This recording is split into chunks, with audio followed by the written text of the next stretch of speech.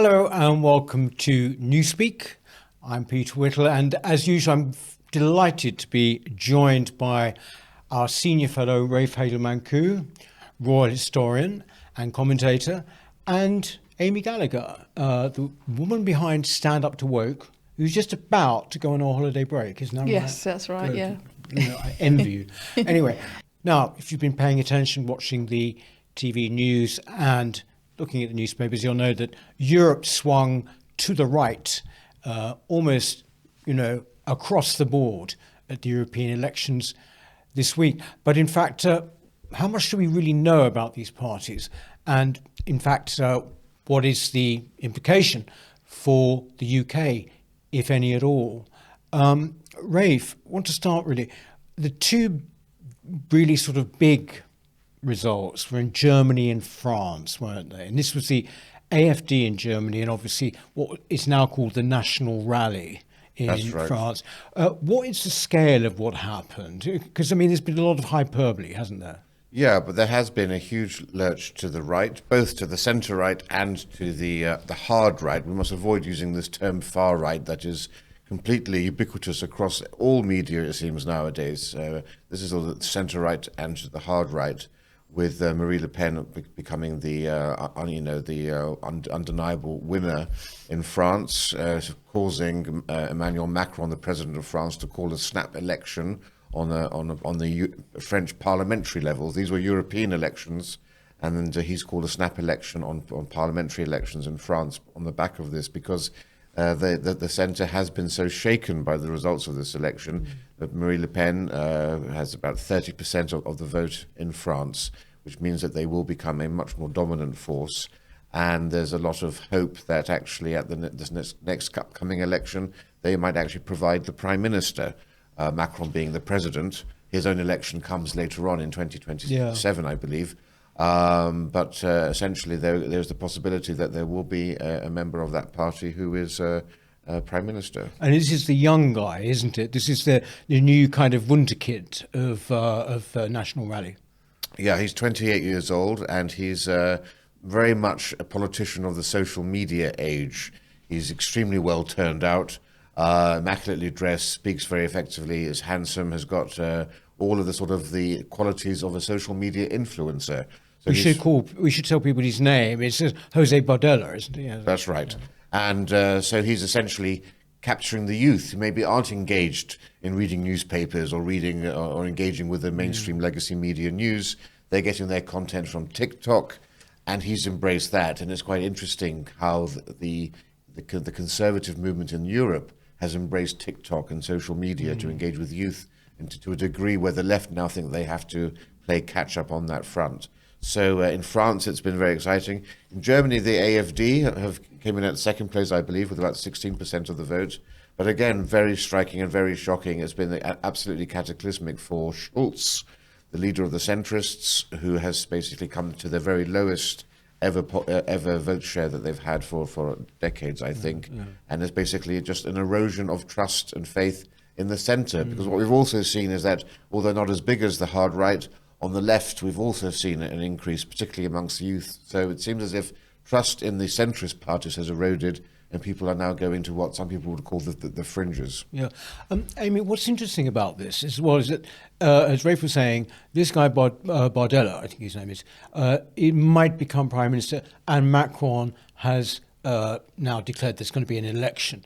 It's very hard to imagine the same impact here in Britain. When we used to have the European elections, until the last one maybe, they used to pass by almost meaninglessly. There's a different culture, isn't there? The EU must bulk much larger in these countries. So I think that what we're seeing here is, Nigel Farage and the Reform Party have had a huge impact on our election here, and in the same way that Macron, made a snap election, obviously Rishi did as well. I know, of course, that's not the same as, the European European elections, but of course, Nigel Farage was associated with the European elections. So I think that it's there's a kind of a parallel happening there. But yeah, I can't imagine that that it would have the same impact as it would, generally. Yes, I think the thing is that you could say that the really seismic impact it had here was it basically made Cameron, give us a referendum, because in fact it was UKIP winning the European elections. But generally speaking, they always used to pass by without, very little in the way of fuss or interest even. I think, didn't it reflect really that we never felt that That's right. interested in Europe? Well, you can really say not only did the British public never did they really know who their MEPs were. What was interesting is that the media never bothered to give any scrutiny to MEPs to the same degree as MPs. So MEPs, there were scandals with MEPs which never went investigated. All sorts of things which, if they'd happened to MPs, would have become front page news. There has never been any interest. It's a very different case in many countries on the continent. Now, why have we seen the surge to the right? Well, immigration is the one issue. Net zero policies. We've seen huge protests, of course, in France and in the Netherlands and elsewhere by farmers who are resentful of the huge cost of meeting these net zero targets, which they think will cripple their businesses and their industry, and the cost of living crisis. And so those three things are the reason why we've seen this surge towards the right. And in a sense, I would say to a degree, it's a bit misleading to think that this is some people actively supporting the right wing, because it's more of a case of voting against the incumbents. Yeah. This is because it's the same reason why here we have the people voting for the Labour Party. They're not voting for the Labour Party with the hope of some new red dawn, as we saw in '97 with New Labour. They're not voting for Starmer like they voted for Blair. They're voting against the Tories. And the rise of reform also shows you that. So I think this vote, we mustn't get too carried away. Amongst the youth, there's definitely a right-wing swing. Amongst about 1/3 of the votes that went to the centre-right and hard-right parties are from people who are conservative. But with many people, it's just this feeling of frustration and anger at these mainstream parties, as we feel here, who haven't done anything. And as we say, there's very little difference between the Tories and the Labour Party. But what unites all of them is that they're all anti-immigration. I mean, they differ on economics. Some of them lean more left economics, some of them lean more to the right. But that's the thread that's running through all of this. So when people say it's a kind of it's lurched to the right, well, actually, it's not really, because like I said, some of the parties are kind of quite big statists. But the thing that's kind of right wing about all of them is that they are all anti-immigration.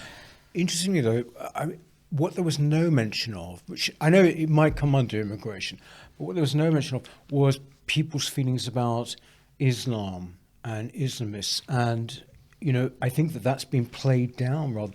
I've seen coverage of it, some of it in the mainstream press, where people seem to just think it's all about dissatisfaction with the EU. And I really, it doesn't seem to me that it's that. Yeah, Marine Le Pen is saying very similar things to what Nigel Farage is saying. She's talking about the rise in anti-Semitism, that they've seen hundreds of thousands of Jews over the last kind of couple of decades have left France. Obviously, they've had lots of terrorist attacks. So she is, people are talking about anti-Semitism and Muslims, but I'm not sure, and in Germany as well. But I don't think it's necessarily coming through in the press. Yeah. I mean, Geert Wilders, obviously from the Netherlands, has been speaking openly and very forcefully about Islam. In the AFD as well, there have even been members of the AFD arguing that there should be deportation even for citizens who are of Germany who are foreign. This is important. Yeah. But with the other parties, Meloni, with Le Pen and so forth, the reason that they've done so well is because they've tried to portray themselves as being more moderate than they had been seen in the past. Marine Le Pen desperate to escape the shadow of her father, hence the renaming also of the party. And so I think that they are trying to deliberately polish off their edges a bit and come across as a bit more mainstream than they had been seen before, which may be why you haven't had some of those issues being made quite so dramatically as before. Yes, because I mean, when it came to the National Rally, of course, it was known as the National Front, wasn't it? And Marine Le Pen, was pretty openly anti-Semite, wasn't he? I mean, many people called him a neo-Nazi. She's really got rid of that, or tried to get rid of that. Can you explain, I mean, just as a matter of information, what is the position of the AFD in Germany? Because the impression and the reputation is that they are of a different order to, for example, the National Rally. What is so particularly right-wing about them? I mean, they seem to be beyond the pale, aren't they? And they've done extraordinarily well in these elections, haven't they? Well, I mean, Marine Le Pen has tried to distance herself from them a bit, and they are probably more the hard right, that we talk about. Actually, do you know what that means? Well, I think she's trying to appeal to some of the left voters. So some of her economic policies are leaning left. She's trying to be more moderate, a bit like Giorgia Meloni. Yeah. Whereas the AfD in Germany, they're much more. They're really strong. They're absolutely strong on the immigration. They're to the right on most things, as I understand it, and they're quite. I mean, some of them have made some sort of unsavoury comments about the SS and kind of undertones about Nazism, and which I never know whether we should treat these things, if it's just the press kind of whipping up a kind of controversy, or if it is actually true. But yeah, there's a real growing concern that they are sort of flirting with Nazism, I think, or some of them. Yes, I mean, is it more of a blood and soil type of thing going on with the AfD? Yeah, but I think a lot of it's overblown. I mean, there are always. You remember in the old Brexit Party or UKIP, there was one member there who said that storms or flooding was a result of homosexuality in this country and so forth. You're always going to get crackpots and so forth. So what's happened is the AfD doesn't have a party grouping in the European Parliament. So there are two main hard right groupings, one led by Le Pen and one led by Meloni.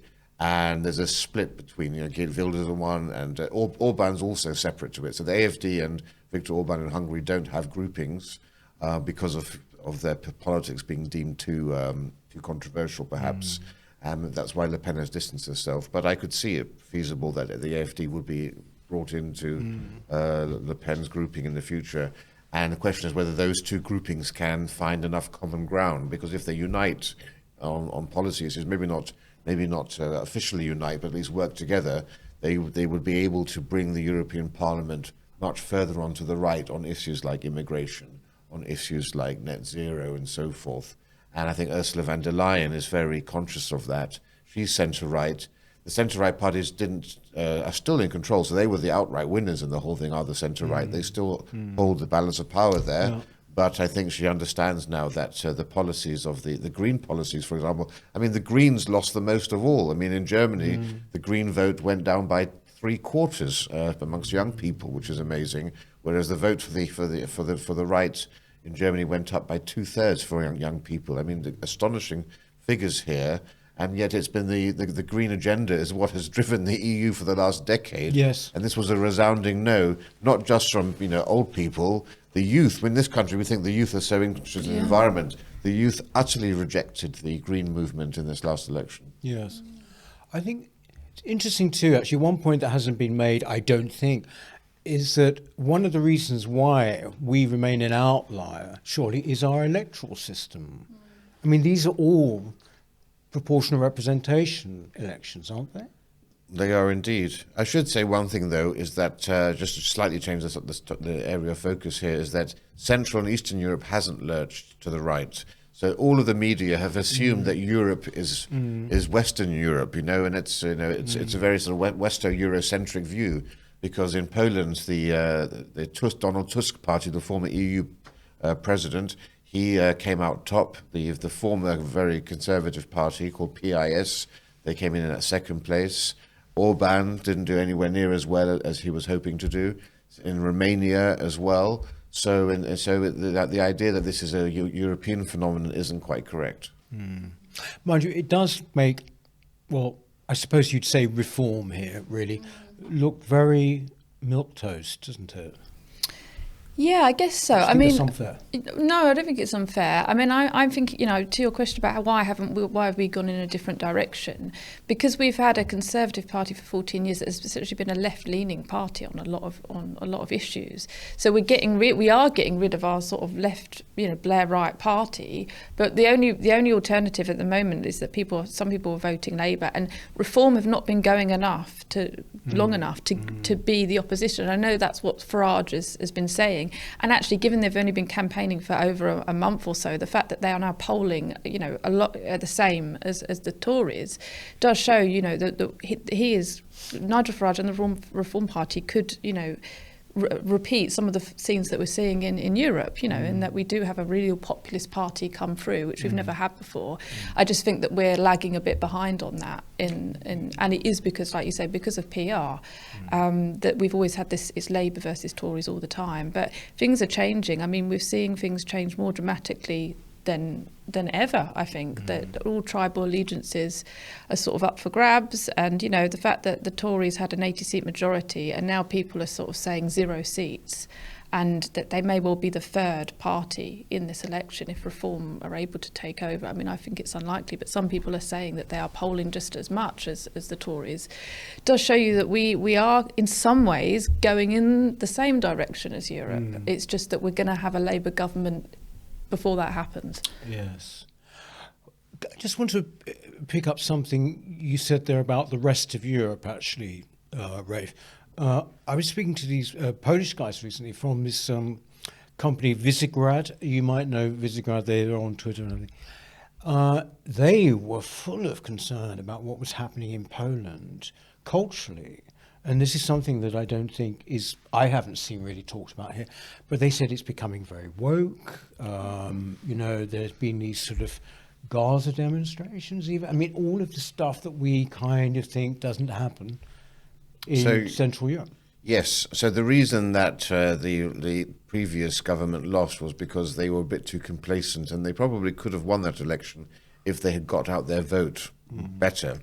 But because of the existential threat that the left thought that this Kozoda government posed, Donald Tusk really did bring together a coalition of forces.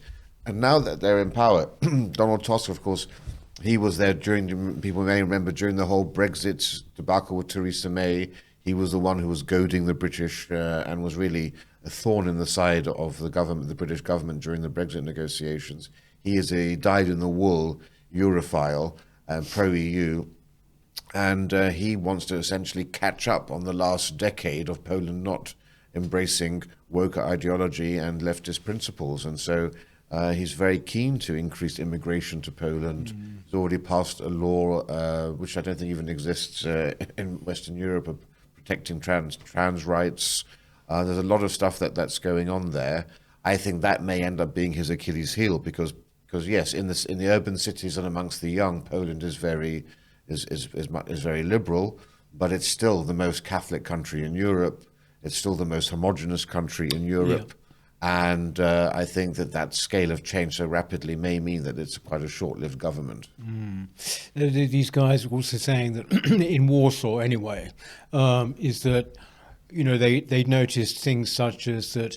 On Sunday mornings at church, religion is declining. You used to have to go and queue to get in. You no longer do. Things like this. People pick this kind of thing up. The way people dress is deteriorating. Things like that.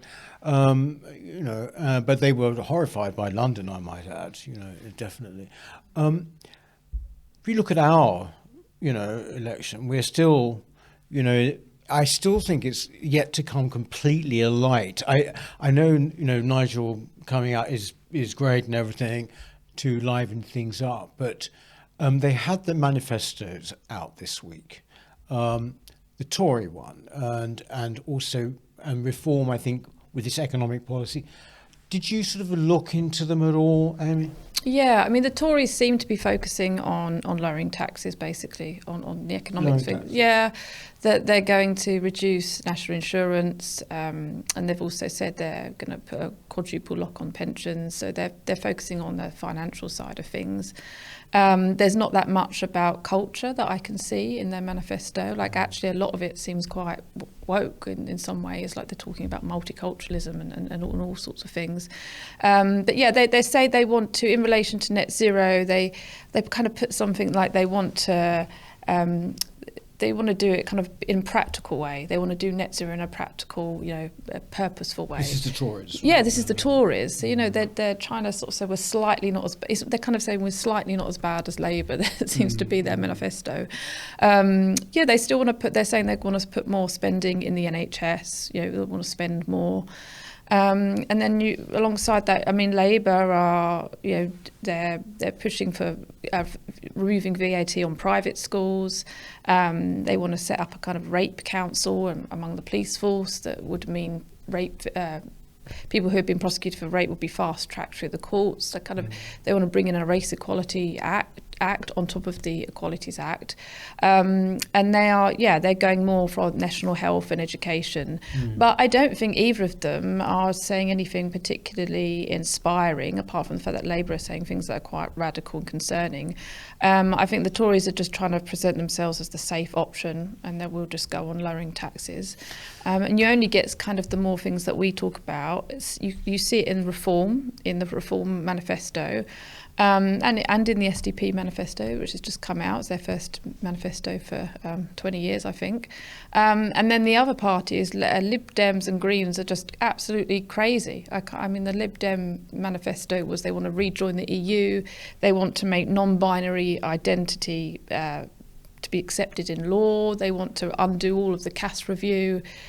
I don't know what planet they're on, but essentially nothing is particularly inspiring, apart from, I would say, probably the most one that is kind of doing something is Reform, actually. Right. They are talking to the cultural issues in their manifesto. Right. Well, they're saying they want to remove critical race theory and gender ideology in schools. They are talking, they're saying things that, you just think, why aren't the Tories saying this? It just amazes me that it's so obvious that what people want from the Tories, and they just give you this, just totally milquetoast kind of manifesto that you just think, what? Speaking of milquetoast, I think it goes a bit beyond milquetoast, actually. Yeah. I want to read this. This is from the Tory manifesto. The Tory manifesto, right? Quote, "Our United Kingdom is a multi-ethnic, multiracial, multi-faith success story. Our inclusive Britain plan advances opportunity while tackling unfair ethnic disparities across education, employment, health, and the justice system. We are seeing some of the most entrenched disparities in our society narrowing, for example, in our justice system and our police forces. We now have the highest proportion of ethnic minority officers, judges, and magistrates since the records began." That's the Tory setting the tone, if you like, of the Tory manifesto. That's not going to really go down with their supporters, is it? I mean, it doesn't go down with us, does it? If you read that out and you didn't know, you'd think it was a Labour policy. Yeah. I mean, you almost think whether they are deliberately trying to demolish their own chances of getting any seats. You think, are they deliberately trying to go for 0 seats with these policies? And you're right, not to embrace the cultural issues when you know full well that's the reason for the rise of Reform. In previous elections, what the Tory party has done is they've tried to park their tanks on the Brexit party lawn, on the UKIP party lawn, by embracing their manifesto policies as their own. We've seen none of that now. And the reason for that, I think, is quite clear. And it's the same reason that Rishi Sunak left the D-Day beaches early to come back here. It's because they live in his political class, James Forsyth and Liam Booth-Smith, his 2 advisors, they are completely immersed in the triviality of politics within Whitehall and Westminster. Yeah. And they don't understand the issues that the public care about, be that being statesmanlike and being at D-Day, honouring the fallen, or be it immigration. Those fundamental sort of things that strike very much to the heart of what it means to be a citizen of Britain mean nothing to these people who are more interested in how can we outsmart the Labour Party on this economic tax plan or that. And it's that sort of thing which you realise they are living in an entirely different dimension to the rest of society. And it's the only way that I can explain how they can be so out of touch. And that clique's been around forever. I mean, James Forsyth's wife is Allegra Stratton, who was communications to Boris Johnson. It's been this clique of people who have been ruling the Tory party since Cameron came in, and they bear no resemblance to the people who've been voting for them over the years. And that's why you're seeing them still focusing on economics when we know that that 2019 election was a once-in-a-century realignment of the tectonic plates of politics, where culture became the determining factor between left and right, rather than the economy. You know, the spectrum was now from Reform Party to the SNP and the Greens. That's the new spectrum, but it's on culture, not economics. Yes, if you look at, I mean, I always think of the Spectator as being the kind of house magazine of the Tory party, and if you look at what Fraser Nelson has sort of written recently, you just sort of think, are you seriously, suggesting that this is a Tory position? I mean, that, there's greater success in immigration, than any failure, that things are basically great, don't spoil it. You sort of think, what world are you living in? I mean, that the bit I read out there was sort of entirely, diversity, equity, and inclusion, wasn't it? I mean, it's completely captured. Yeah, it's like it's the Labour Party. There's not much difference in it. So yeah, I don't understand. Like Fraser at the Spectator, I do feel that maybe it's their libertarian bent in that they do like free movement, and they don't see, and maybe because they don't experience, and maybe they live in places where they don't experience kind of the reality of it. Well, I think actually, I mean, I would say it is that the views you're talking, or that we discuss, and I think views we hold, are seen as low status by these people. Yeah. I think it's as simple as that, and they have a distaste for it. At least that's my impression. At one point, Nigel was saying, Farage was saying, this should be the immigration election. It doesn't appear to me anyway to be that, yet. Do you think that's true? Yes, but I think the way that a lot of these elections pan out is that they have different themes for different stages of the election campaign, and I'm not sure whether we've been in the immigration phase. I mean, there are more debates still to come, so there are plenty of time to have that reasserted. But as I said before, I mean, Nigel is quite correct, and the Reform Party need to make immigration their core issue that they campaign on. And I think that's the only way you're really going to try to have any hope of shifting the debate onto those lines, is if Nigel uses all of his considerable skill to switch the debate onto that subject. Actually, I mean, you might know this because you obviously, having stood for the SDP in London, although not this time, right? Is it right that they are sort of like, have got a slight pact in certain seats, or is that? Yeah, what was Reform? Yeah, if there's a place where Reform really feel that they could win it, then they'll do a pact with SDP. Right. The SDP will step down. Right. Yeah, so that they give each other the most possibility of gaining a seat. Yeah. Any other thoughts about the election while we're here? I mean, are you noticing people talking about it? I mean, I don't watch the news, right, the mainstream news. So I think I get kind of what most people get now. And it seems to me still rather piecemeal. Well, it's the dullest and dreariest election campaign. I mean, I am a complete anorak when it comes to elections, and, I love staying up all night and knowing all of this and listening to John Curtis's polling. But, it's very difficult even for me to bother to make the effort to actually get up to date on what the latest polling shows and so forth. But, I was on GB News yesterday as we record this, discussing an issue which no other media outlet has actually discussed, and that's the presence in this country of millions of people who have the right to vote despite not being British. Now, the Lib Dem manifesto actually wants to extend the right to vote to EU citizens living in this country, and they want to extend the right also to migrants who've been here for 5 years, even if they haven't got citizenship. So anyway, you come. That's the Lib Dem manifesto, but people may not realise we have a form of that already existing, because Commonwealth citizens who live in this country have the right to vote, and that includes people coming, say, from India on student visas. So you could come here on a 6-month student visa and apply to get onto the register, and within a month you could have the right to vote in these elections. I mean, to me, it seems astonishing. There are more than 10 million foreign-born people in this country. Half of them have come over in the last decade. By my sort of estimation, that means that there are potentially between 2 and 5 million Commonwealth citizens, because India, Pakistan and Nigeria are the three biggest migrant groups who are here, who have the right to vote despite not being British. And I think that, when it's not going to be an issue for this election because Labour's majority will be so large. But in 2005 and 2010, the difference between the Labour and Tory vote share was only 2 million votes. And we're talking here at potentially 5 million. So these non-British people could actually potentially decide an election at some point in the future, particularly with increased mass migration. So there's a very good case, I would say, and I'm somebody who very much supports the Commonwealth. Yes. I mean, it is an anomaly, and I mean, it is utterly ridiculous hangover, actually, isn't it, of that? But I think that the real proof of the pudding will presumably be in the next couple of elections, won't it? I mean, people have been here long enough and increasing. Yeah, I think things might become a bit more exciting after the election when there's, realignments and people working out, who they're going to go with and what exactly it is we're dealing with. I feel very much we're just waiting for the election to be over, and then what you're dealing with. Yes, exactly. We can't tell, can we? But we will certainly be here, so that is for sure, to talk about it and the results and analyse them. Amy, bon voyage. Oh yeah, thank you, Peter. See you next week. Yeah, see you next week. Thank you very much. Rafe, thanks very much indeed for today. And that's it for this week.